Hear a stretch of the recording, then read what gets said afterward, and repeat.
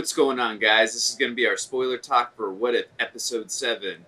Now, if you have not seen this episode and you don't want to be spoiled, click off, come back to this video, and watch it later. If you don't care about spoilers or you have seen this episode and you want to hear what we have to say, keep checking it out, and we're going to start talking about it right now. For me, this was definitely the most hilarious episode by far. And I did love the action as well with Captain Marvel and Thor, but for sure the funniest episode we've gotten. And I mean, we got a lot of the main voice cast from most of these characters. I think the only ones who didn't come back were Captain Marvel, and I'm not sure, and probably I think Rene Russo as Frigga. But other than that, I loved the voice cast was fantastic. It was nice getting everyone back, but it was hysterical. Even Surtur had me cracking up when he was with the Statue of Liberty, putting things back. Obviously, my favorite interaction. This is actually probably my favorite interaction with Loki. With Thor and Jane. I thought the chemistry was really on this time, and got me even more excited for Thor: Love and Thunder. But I still, my favorite is still Thor and Loki. You can't beat that. Yeah, I mean, Thor and Loki throughout the entire Marvel series has always just been like, even like in Thor: The Dark World, that movie's not the greatest, but like I love all the interactions between those two. So that one always has a soft spot for me.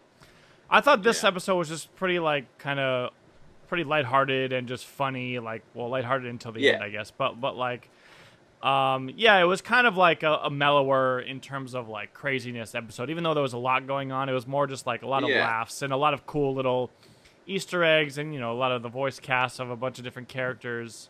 Even though some of them only did like really kind of small, had only a few lines or so, like Jeff Goldblum. But like, I still thought it was funny seeing him in there. So it's cool they got him for sure. But yeah, I like this one. It was fun.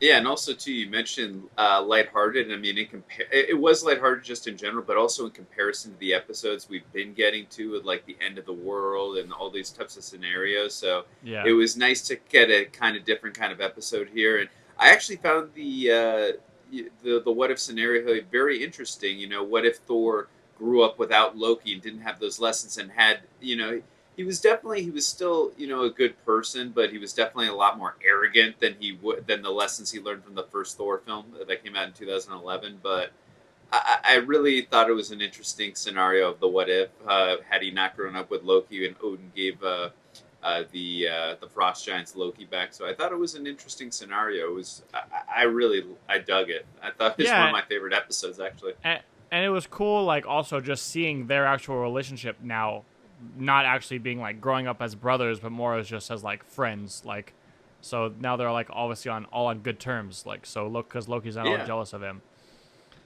Yeah, for sure. Yeah, no, again, their interactions were hysterical. And I mentioned a little earlier, the action was really good in this. I love seeing Captain Marvel and Thor battle. And I thought the visual style that they chose to go with, where they were like going through the planet, and then they would show like where they were flying into. Like that was one of my favorite parts, seeing like France and like United Kingdom, on the actual like a globe or something. That was pretty funny. Yeah, I like the visual storytelling there. That was really interesting. And I actually, at first, I wasn't crazy about Captain Marvel being in this episode. But again, the action was keeping me invested in her being in the episode. And then when what ended up happening when Frigga came, like, you better start going for the corners of the. I was like, it's a spear. And then when she came at the end of the episode to, give him like some documents and all that stuff, I actually really enjoyed that interaction. So it ended up, I didn't really enjoy the beginning of when Captain Marvel first came out, because, like Thor said, she was kind of a party pooper, if you will, which was the point.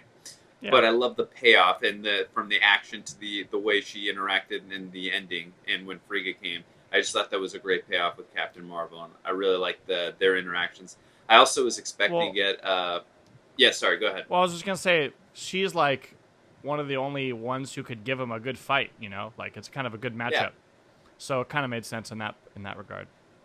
Yeah, for sure. And I thought we were going to get possibly a line like we got in Avengers Endgame, rather. Like, I like this one after he was fighting her or something. I thought, but my own personal nitpick, this has no bearing on the episode. This doesn't make me hate the episode. I mean, I love the episode, but it doesn't make me lessen the episode in any way on a rating standpoint. But Kevin Feige and Marvel, can we please get Chris Hemsworth to say for Midgard? Please, please, please, please, please, please.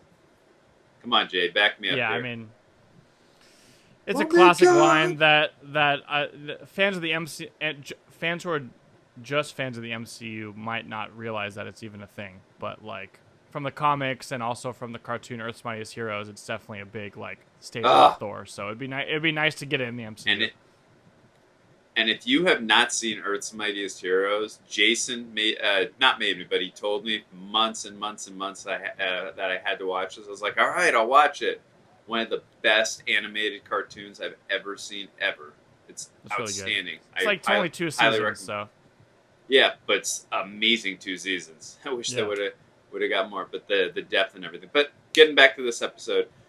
Again, I thought this episode was hysterical. The action was really good.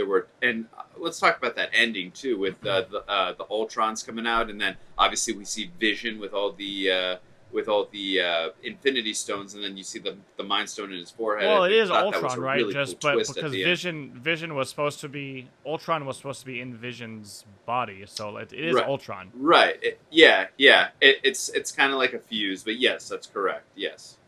So absolutely. I just thought they always do this with these episodes. They like have a story and then they just leave it on a crazy cliffhanger that like just comes out of nowhere. So like, I don't know.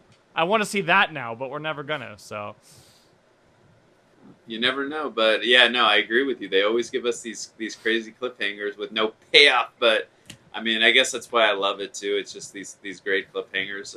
But it's just kind of another cool scenario. Another cool scenario of like what if, or not what if, but like this, in this particular universe, this is what ends up happening. So like we'll never like actually see it play out, but like I'm assuming that they're all screwed. I also for sure, and I also thought one little thing I thought was a little ridiculous in this episode it was played for comedy, so it didn't bother me. I just thought it was a little ridiculous when Frigga was coming back to Earth or Midgard, and it was taking her forever to come through, and it should usually take like probably I don't know how much time it usually takes, but it shouldn't take as long as it was taking her. When they were cleaning up like you Earth. said, But again, comedy. It was played. It was played for comedy and for laughs. So it wasn't it didn't hinder anything. But I just thought how long it took her was a little ridiculous. But because it was played for laughs, I was like I could let it go. Yeah, for sure.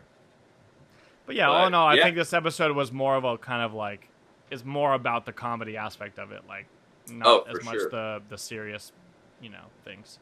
Although S.H.I.E.L.D., S.H.I.E.L.D. kind of going overboard, but like if they kind of hadn't, then their partying might have like caused a lot of problems. It was starting to like they're causing blackouts and breaking monuments and all this stuff. So like if they had just kept partying, the planet could have been in trouble. So I guess I kind of get it. Yeah, because and to your point, I mean, these beings are from another planet. They're so powerful. So who knows what they could have done? So even though they were a little overboard, it's understandable that they were, thinking in terms of that. So I get where they were coming from, but yeah, definitely. And it was funny when I think it was Korg that hit Nick Fury, made him unconscious or whatever. So Maria Hill was the acting director. That was pretty funny. Yeah. Yeah. Anyways, I love this episode. Like I mentioned, it was hilarious. There were a lot of twists and turns, especially that ending. And I really enjoyed the action, especially between Captain Marvel and Thor. I also loved the chemistry between Jane and Thor, especially in this one. And I really loved the interactions between Thor and Loki, as always. It was just even more hysterical in this one. So I would highly recommend watching this one. I mean, I highly recommend watching all of them, even if you don't like it. You might as well just watch it at this point. But I'm really digging where this show has come, especially from episode 1. I love how different each episode is. It's got its own thing, and I'm just really looking forward to the last 2 episodes. So I can't wait for episodes 8 and 9. Yeah, me too. All right, guys. Well, that's going to do it for this video. Let us know what you thought about this episode. Let us know what some of your favorite parts were. Maybe some things you didn't like in this episode. Love to hear your thoughts. Are you looking also forward to Thor: Love and Thunder with Taika Waititi directing it? He voiced Korg in this episode. Definitely hit the subscribe button if you want to see our videos that we're going to be doing for What If on episodes 8 and 9. We also are going to be reviewing the Eternals when that comes out in November, as well as Venom: Let There Be Carnage. So if you don't want to miss those, hit the subscribe button and the notification so you don't miss anything.